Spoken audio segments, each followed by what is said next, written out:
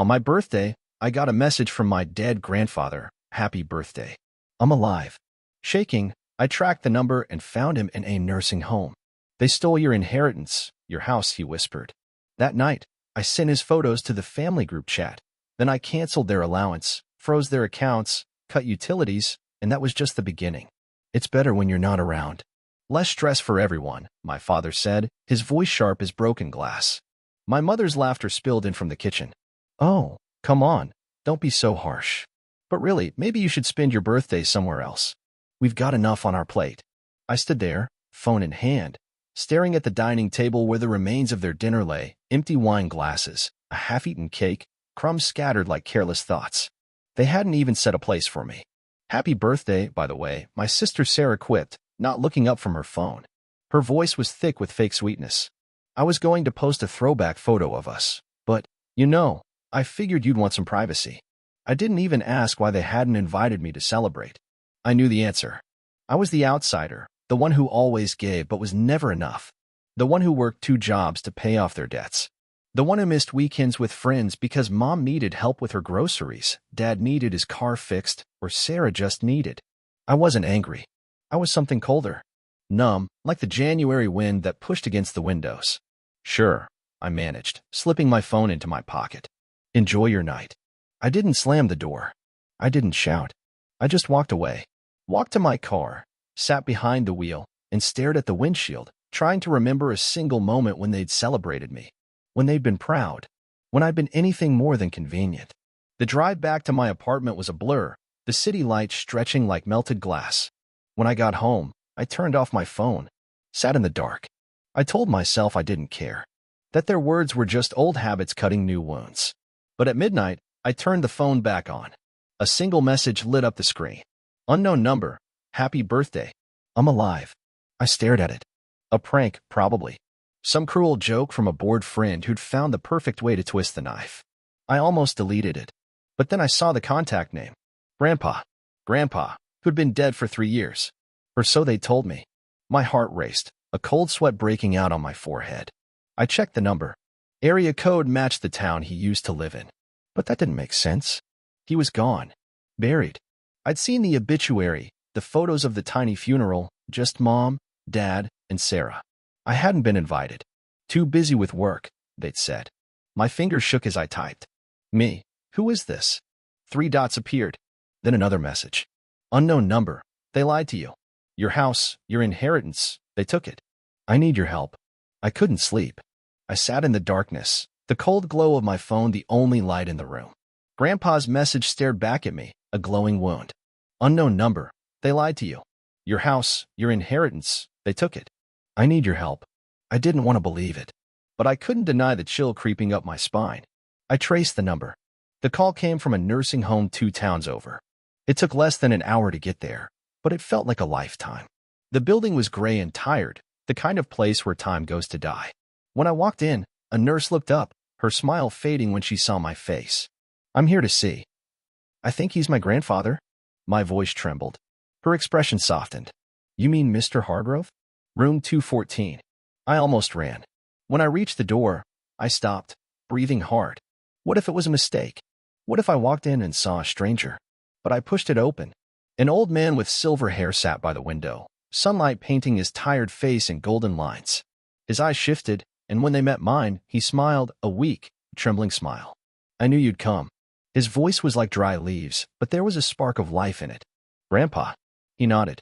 I wanted to hug him, but I couldn't move. My legs were stone. "You're supposed to be dead," I whispered. "That's what they wanted you to think." He gestured to the bed beside him, and I collapsed onto it. "They took everything, boy. The house, the money. They told you I died because I refused to sign it over to them. So they forged it." My heart pounded so loudly I couldn't hear my own thoughts. But they had a funeral. Photos. Everything. Fake. They buried an empty casket.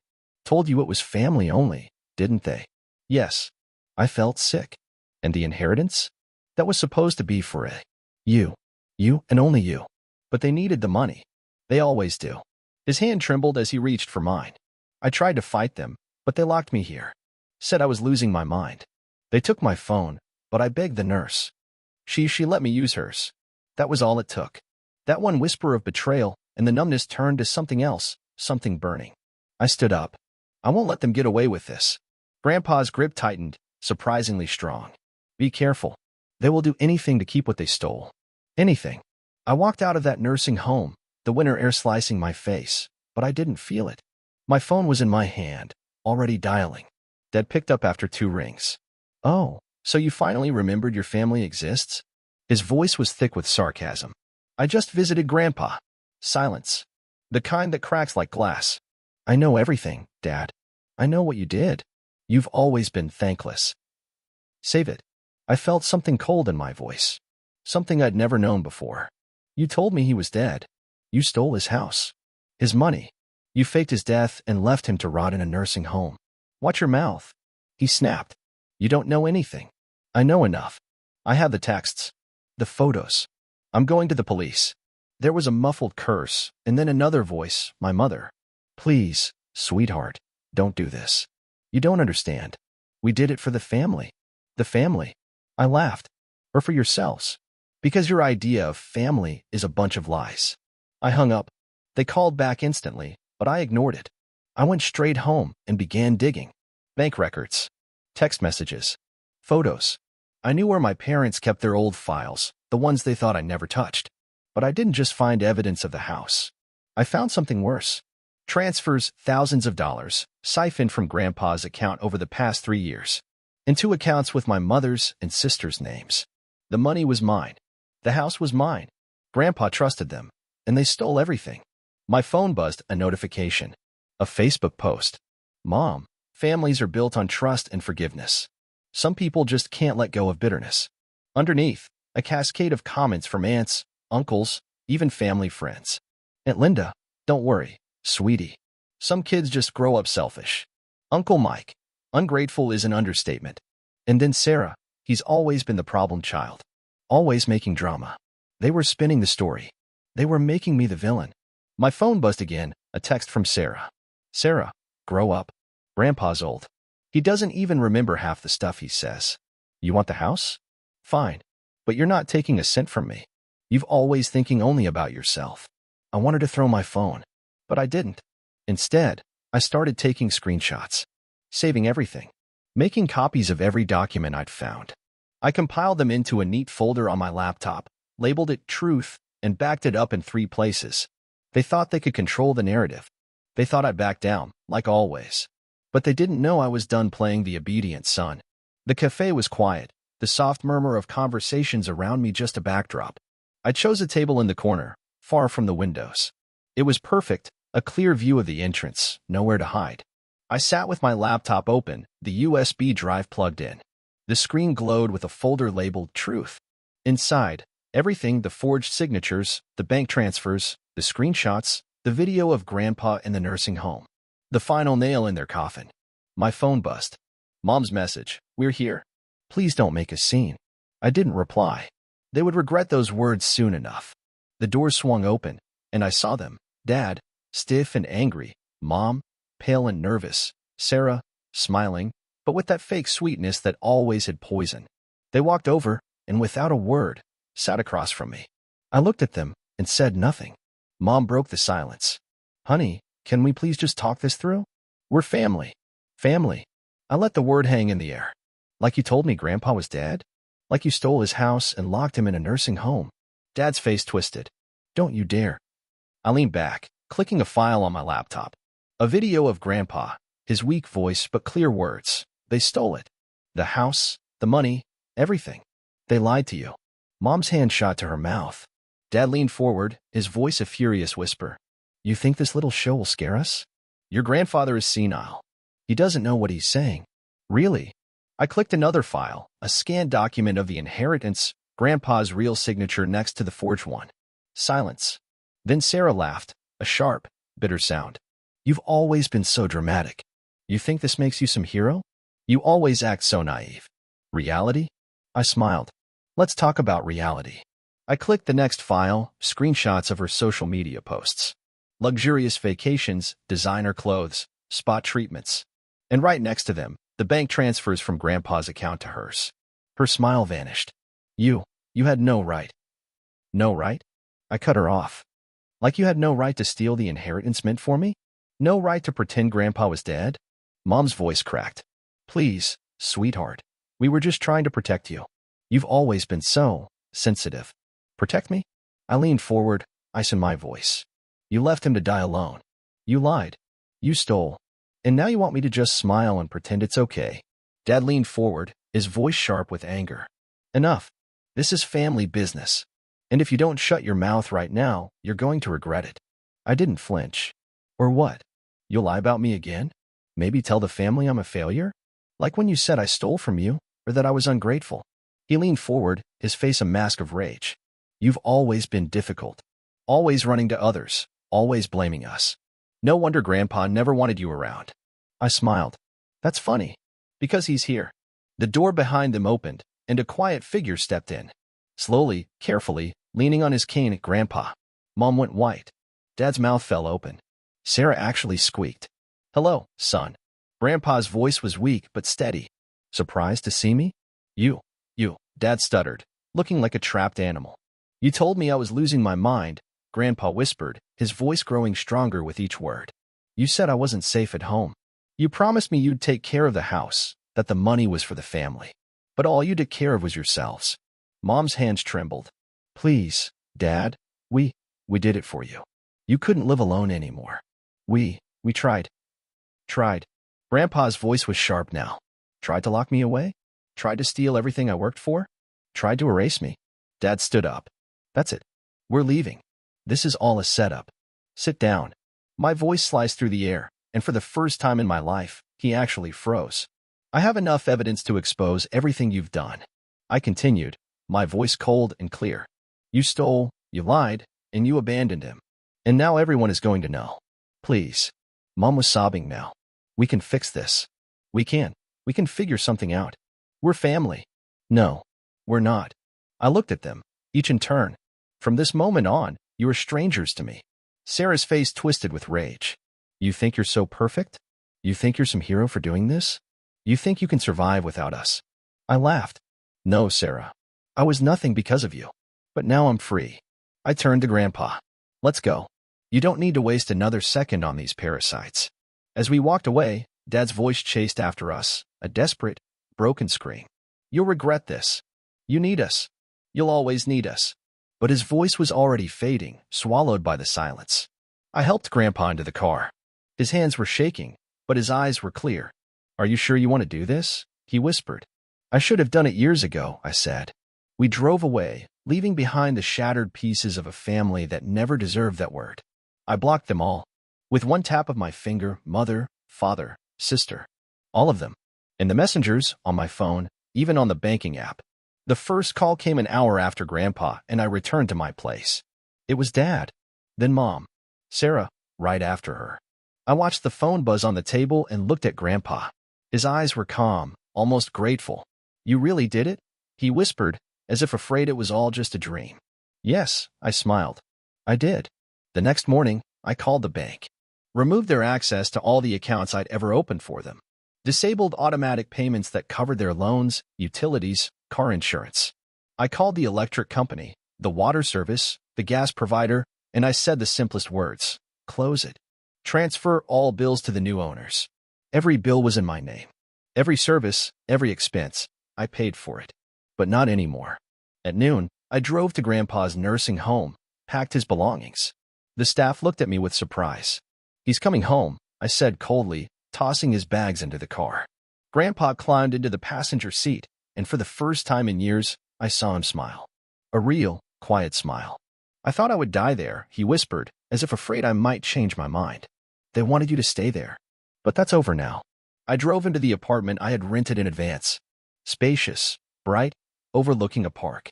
He stood in the living room, staring like he couldn't believe his eyes. Is this for me? For us. And for me too. I called the lawyer to ensure all documents for the inheritance, the house, and the accounts were now clean. No forgeries, no false signatures. And then I simply turned off my phone. The next few days were quiet. Almost too quiet. But I savored every second. In the morning, I brewed coffee, sat by the window, and watched the light play on the leaves of the trees. Grandpa started getting up earlier, Reading the newspaper I brought him every day. He even started joking. You know, I always wanted to plant roses. But your father said it was a waste of time. We'll plant them here. As many as you want. But the family didn't give up that easily.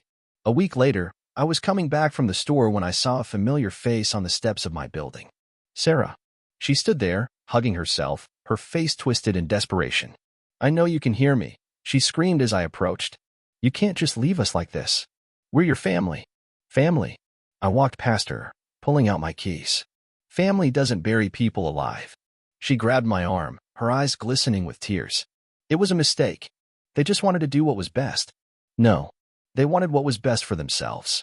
I pulled my arm free and walked to the door. She screamed after me. You can't live without us. You've always been weak. But now I'm free. The next morning, the utilities were shut off in the house where my family lived. I got a message from the lawyer. They tried to reconnect everything, but the bank refused them credit. Mom called me over 20 times. Her voice on the voicemail was unbearably tearful. How can you do this? We're your parents. We made mistakes, but that's no reason to destroy our family. Her tears didn't touch me. Then Dad called. First with threats, then with tears, then with silence. I listened to his last message. You destroyed us. But we'll be back. You'll never be happy without us. I smiled and deleted the message. One evening, I stepped out onto the balcony with a cup of tea.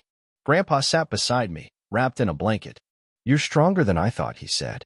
No, I just had nothing left to lose. We sat in silence, watching the city flicker with lights. I felt no fear, no guilt. And when I walked back inside, I opened my laptop and took one final step. I made a donation to an organization that provides legal support to elderly people who are victims of financial abuse. A significant amount. The same amount they tried to steal from me and Grandpa. Changed my phone number. And finally, erased all reminders of their numbers. Now I had only one family. And I would never let anyone use me again. The courtroom was a cold, silent battlefield. My lawyer stood confident, presenting every piece of evidence, forged signatures, stolen bank transfers, and the video of Grandpa, pale but clear-headed, whispering, they buried me alive. Dad erupted first. This is a setup. He's manipulating you all. The judge's voice cut through his rant. Mr. Hargrove, sit down. Mom clung to her chair, trying to cry, but the tears were dry. Sarah stared at the table, her face pale, hands shaking. They had no defense. Every lie was exposed, every theft undeniable. Then Grandpa stood up, his voice stronger than I'd ever heard. They stole my life. They locked me away and tried to bury me. But my grandson, he saved me. The judge's gavel struck like thunder. The property and all assets will be returned to Mr. Hargrove and his grandson. The defendants must vacate the premises within 7 days. Dad's face twisted with rage. You can't do this. It's our house. No, I said, standing. It was never yours. A week later, I arrived with Grandpa. A sheriff's car was parked out front. Movers dragged bags and boxes onto the lawn. My parents stood on the porch, Dad shouting, Mom crying, Sarah frozen in shock. You can't just take everything, Dad yelled, struggling against an officer's grip. I didn't take it. You stole it. I just took it back. Mom rushed toward Grandpa, falling to her knees. Dad, please. We made mistakes, but we're your family. Grandpa looked down at her, his voice cold. You are no family of mine. Dad stepped forward aggressively, but the sheriff intervened. The sheriff stepped in, pushing him back. Sir, this is your final warning. I watched them shoved into an old, dented sedan, the life they deserved. As they drove off, I saw them screaming at each other, their lies turning against them. We turned the house into a home. Fresh paint, new furniture, roses blooming in the garden. The smell of fresh soil and new beginnings filled the air. Grandpa walked the garden each morning, his cane tapping on the stone path. He was lighter, almost happy. You know, he laughed one morning, your father always thought he was clever. But he never understood the difference between cleverness and wisdom. I guess he learned it the hard way, I replied. But they didn't disappear. Letters arrived, desperate, pleading. Mom wrote first. Please, we were wrong. Your father's health is failing. We need help. Then Sarah, I lost my job. I have nothing. Please, just a little money. I read each letter, then burned them in the fireplace. The flames licked away their words, as meaningless as they had always been. Dad never wrote. But I heard he lost his job, spiraled into debt, and started drinking. He blamed me, of course. He always did. One evening, Grandpa and I sat on the porch, watching the sun dip behind the trees. The roses swayed in the cool breeze, their petals catching the last light. I thought I'd die in that nursing home, he whispered. You won't lose this place again. I promise. A car drove by on the distant road, but it didn't matter. This was our world now. No more lies, no more betrayal. I'm proud of you, Grandpa whispered, his voice cracking. You did what I never could. I did what they forced me to, I replied. And I felt it. The weight lifting, the chains breaking. We sat in silence, the house glowing with the last light of the day. A place they tried to steal. A place they lost. A place we made our own.